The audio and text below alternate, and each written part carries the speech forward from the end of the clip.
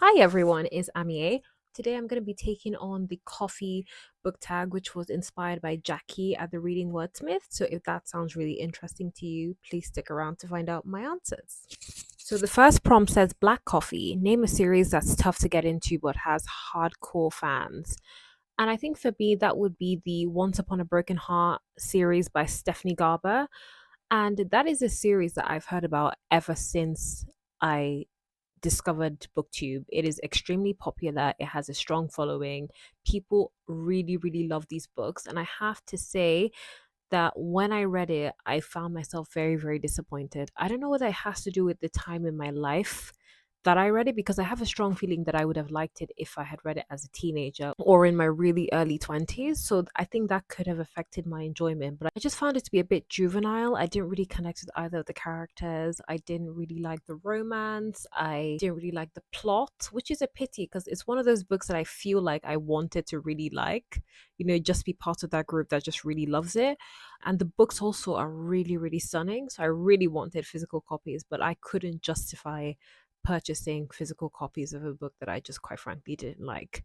I also wonder though, does it get better? Because I know that usually in a series, the first book is not usually the strongest book, but in this instance, I just didn't like it. And it has never occurred to me to go back and read it again, which I think is quite indicative because usually sometimes for the books that I've had success reading after going back, it's usually because of the time of my life. But I always think that if I've never felt the need to read it again, then it's just a sign that it's just not something I like. So if you love it, let me know why you love it. But if you didn't, or maybe you were like me that you didn't like the first book and then you read the second book and it gets progressively better with each book, let me know. Second prompt is Peppermint Mocha. Name a book that gets more popular during the winter or a festive time of year. I think the book that comes to mind for me is The Chronicles of Narnia by C.S. Lewis, especially The Lion, the Witch, and the Wardrobe. I think people talk about it, especially people who have both read the book and watched the movie and love both. I think it comes up because it has a very wintry setting, especially with the movies, because I've never actually read the book. And let me know if you think I should. I don't know why, for some reason, I find it quite intimidating to tackle this particular series. But in the movies, I have such strong memories of like Tilda Swinton and the winter and them falling on snow and then the Turkish delight. I have very strong childhood memories attached to the Chronicles of Narnia. And so whenever it's winter, I do think about it, but also because I think it does come up when people talk about books, especially in the colder months, and they want something cozy or particularly nostalgic to get them through the season. Next is Hot Chocolate. What is your favorite children's book? Oh, this is a very good question. So when I was little, believe it or not, I had little to no attention span, and it's something that followed me pretty much through my entire childhood. I just couldn't sit down long enough to read a book for a large part of my childhood, and even like TV shows. I could only do sitcoms. I was not really a movie girl except for like some of the Disney movies. So imagine my parents' shock when I was being introduced to Enid Blyton books and I was actually guzzling them. It was actually quite shocking because when I was in primary school, we would have designated time to be in the library reading books. And I always gravitated towards Enid Blyton books and I would actually read it entirely.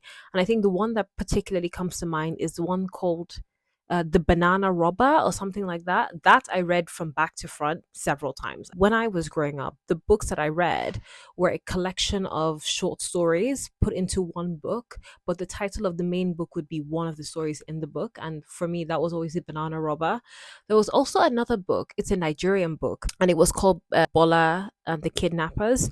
I always read that when I went to the library. For some reason, I just really liked the story. It was about this girl who came from a really wealthy family, and so she went to school and she was kidnapped from school and she had to maneuver her way out of it. It's just one of those books that I really loved growing up, even though it was like a terrible thing to have happened to somebody. But I always just really admired the girl in the book and the fact that she survived such a circumstance. Another thing that comes to mind is also a Nigerian book, and it's called Eze Goes to School. And it's a very old book. It came out like, I think, when my parents were children or something, or before even my parents were born.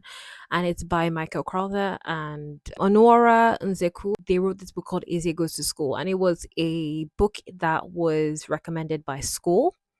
It was a required reading book, but I really, really enjoyed it. And I have very strong childhood memories of reading to my mom in the car because our school was quite a distance from where we lived. So it would take like 45 minutes to an hour to drive to school. And I remember one of the things that we would do with my mom when she was driving us to school was read to her. So in my family, it was either we were chatting or we were reading to my mom to like improve our skills and to bond as like a family, or we were listening to the radio. So those were the things that we did in the car. And I remember like my mom would get us to read for her. Everybody would take a turn. So let's say it's like my turn on a Monday, and then it'd be my sister's turn on a Tuesday, and then my other sister's turn. So we took turns to read to her, and then she would ask us questions, and it really, it's such good childhood memories.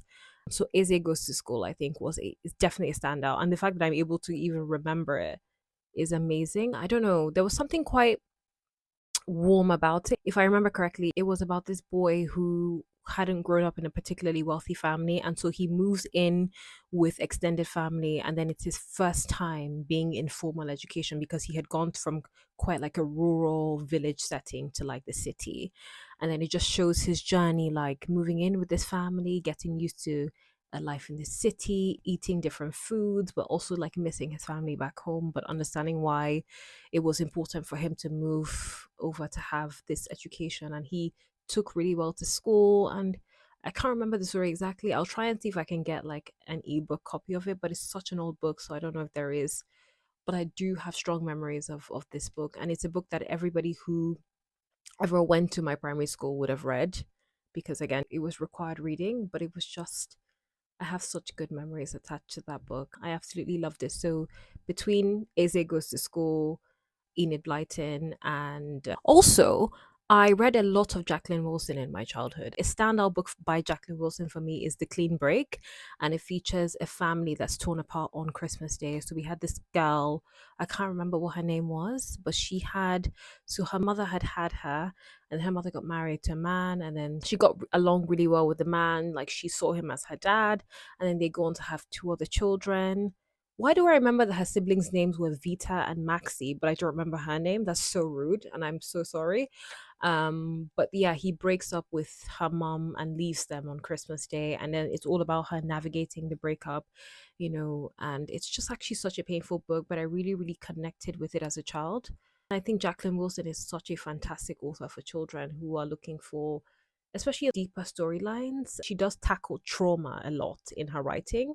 Between The Clean Break by Jacqueline Wilson, but also Jacqueline Wilson in general, Enid Blyton, and Izzy Goes to School. Those are my standout children's books. The next prompt is Double Shot Espresso, and it says, name a book that kept you on the edge of your seat from start to finish. I think it would have to be My Sister the Serial Killer by Oyinkan Braithwaite.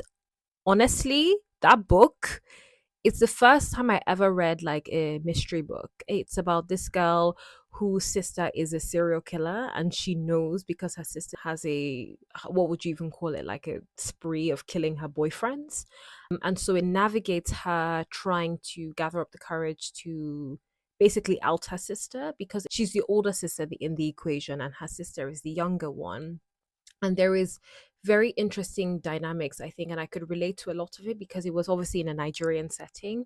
If I remember correctly, it talks about her sister being really attractive and being at the top of what Nigerians consider beautiful. Like I think she was even like light skinned, she was curvy, she was beautiful, and she had all these boyfriends and these men that were constantly attracted to her and wanting to be with her, without knowing that her sister was a serial killer. And her sister, because of these advantages, was able to get away with so much. And then she, being the less desirable sister, and the older sister is trapped by this knowledge that she has of her sister, but gathering the courage to not only essentially destroy their family by outing her sister, but also the guilt that comes with knowing that you have to be the person that finds justice for the innocent lives that your sister is taking. And it's just such a complex book. It's not very long. I definitely recommend it. It really hooked me from the beginning because I've never been in her circumstance, but in many ways, I understood why she was being pulled in several directions. I understood her hesitations. It was just a very, very eye opening book about so many different topics, and I think it tackled so much. So I really loved it. I feel like I don't read a lot of Nigerian books that really go there in terms of like taking risks. And it was one of those books for me, and it really kept me glued to my seat. And Oyinko did a great job writing that book, and it's something that I recommend whenever anybody asks me for something that's like a thriller or like a mystery, and that is not too long and just keeps you at the edge of your seat. That's what I always recommend. Next is Starbucks. Name a book you see everywhere. Honestly, it's between Fourth Wing by Rebecca Yarros and Beach Read by Emily Henry. For some reason, I see these books everywhere. I see them in secondhand bookstores. I see them in libraries. I see them in bookstores. They're just always there. And without fail, every time I go into a bookstore, I will see these two books there, especially right in the center with all the books that are currently trending online. Funny enough, there is something that quite puts me off Fourth Wing. I don't know what it is. I haven't been able to identify what it is about Fourth Wing that is so off putting, but I haven't read it despite the amount of time that I've seen it out in the wild. So yeah, I think Fourth Wing and definitely Beach Read by Emily Henry. They're all the rage wherever I happen to be that has books. The next prompt is the Hipster Coffee Shop. Give a book by an indie author a shout out. You know what? This prompt actually made me realize that I really don't check specifically for indie authors, and I need to do better. Because typically I hear of books by either like recommendations I see online or like word of mouth, and then I read it. I don't actually take time to go and read a book that has been written specifically for an indie author, and I would actually like to challenge myself to do it. Maybe do an entire month of reading just indie books. That said, though, I do think that JJ Mulder, who I have talked about so much on this channel, is an indie author. I think they self-publish their books, and I would like to recommend The Last Buzzer. It follows Jack and Desmond as they navigate a relationship. So Desmond has become the guardian to his sister's son. His sister has just passed away, as well as her husband, and she nominated him to take care of her child should anything ever happen to her and her husband. And so he's navigating moving back from Australia to the US in order to look after his nephew. And then he's also navigating complicated family dynamics. He has parents who are bigoted and just disgusting. And so he is navigating leaving his life in Australia, which he was happy with, in order to make the ultimate sacrifice and look after his nephew, who he really loves. And then you have Jack, who has come from a very difficult background himself of abuse, and he is Nate's best friend from the previous book. He's such a lovable guy. He always feels like he's bothering people. He doesn't really feel accepted. There's no place in life where he feels completely accepted, completely comfortable. And so he really struggles with bonding with people and making friends, especially because he's a bit of an oddball. But he feels very comfortable when he's reading and when he's by himself. And so he finds this found family with Desmond and his nephew. And I think it's such a beautiful book. There's asexual rep in this book. And I don't think I've ever read a book with two main characters on the asexual spectrum. And I think it was just so beautifully done. When I think about it, I just get really warm and happy, because you know when you're reading a book about two people who are just so deserving of love and so deserving of acceptance, and then you finally get to read it and it feels like a warm hug. That's exactly what this book feels like. It is a slow burn. It's beautiful. Although I'm really, really sad to see the series end, I think it's really great that they ended it on such a high. I think for me, this is one of my favorites ever, I think, in the entire catalog. And I just really, really like to see them go from strength to strength. So if I was going to recommend something by JJ Mulder, I would say read all their books. But I think in particular, I really, really loved The Last Buzzer. And I hope that you will too. Next is Oops, I Accidentally Got Decaf. Name a book you're expecting more from. I think for me, it would be Divine Rivals by Rebecca Ross. And the reason being that I had heard so many good things about this book, especially from people who I tend to have very similar book tastes to. But I think it was quite disappointing for me. It was one of those hyped books that I ended up ultimately being disappointed by, because I just felt like it was rushed. I felt like there wasn't real development. In general, I do struggle with enemies to lovers, because oftentimes I feel like they're not real enemies. Especially here, it felt forced. There were rivals, but I felt like there wasn't enough to show why. Almost like I felt like the rivalry, or the fact that they were enemies, I felt like there wasn't enough to justify the level of dislike between them. And then when all the drama started with them having to go away and then writing letters between each other, I just didn't feel like the development between them was enough to justify the depth of feeling that there was once they finally got together. I just felt like the pacing wasn't right. And so all of that contributed to the fact that I just didn't really like it. I was quite disappointed. And again, it's another series that I didn't feel the need to complete because I just thought, if I don't like the first book this much, then it's unlikely that I'm going to like the rest unless the author did something drastically different. It was overall, I think, very disappointing. And it was something that, again, I expected to like, but just didn't. Next is The Perfect Blend. Name a book or series that was both bittersweet but ultimately satisfying. I would say The Infernal Devices by Cassandra Clare. Sweet because when I read it, I did understand why it is as beloved as it is. I think it's a very lovable series. It's the kind of series that I could see people reading in their younger years and being attached to because of the kind of feelings that it would evoke in somebody that young. And even as somebody who read it in her 20s, I did understand it and I did like it. And so that's why I think it's sweet because I think it's probably Cassandra Clare's best work. And I love the characters. I loved the fantasy. I love the storytelling. I love the world that was created. It's everything I think that a fantasy is all about. I feel like it also walked the line between reality and just something that is out of this world. And I think it's very hard to do because, again, this was like London in, I think, the 1800s or something like that. So I do like that I was still able to kind of connect to the characters despite them being like from a completely different world. I love the world building. It was really enjoyable. So that was the sweet aspect. In terms of the bitter, I would say I don't like a love triangle. And I think that was probably what I struggled with the most because I knew who the main character would end up with. Love triangle is seldom ever done right, I think, for me. So I knew who she would end up with. And ultimately, I kind of was annoyed by how it all went down. I didn't really love the resolution of it. Ultimately, I really liked it, and I can see why it's so beloved. I think the bitter aspect of it is also the fact that I think it's like the pinnacle of Cassandra Clare's work, and I've read time and time again that it doesn't get better. I think The Infernal Devices is bittersweet because, on the one hand, I really love it, but on the other hand, there are things that I would change. So it creates a, I suppose, dichotomy of something that you really love and something that you would ultimately, I think, make changes to. Because I think it's sort of, I don't know, it makes me feel a bit down that I would change something that I love, but I guess that is art. Art is extremely subjective. And the last prompt is An Irish Pub Song by the Rumjacks, a book that is misunderstood. It's one of the things that I wanted to do with this channel is actually explore literary analysis of books rather than just reading them, because I find that whenever I come across YouTubers that actually critically analyze the books that they read, I'm always really intrigued by not only their thoughts but other people's thoughts.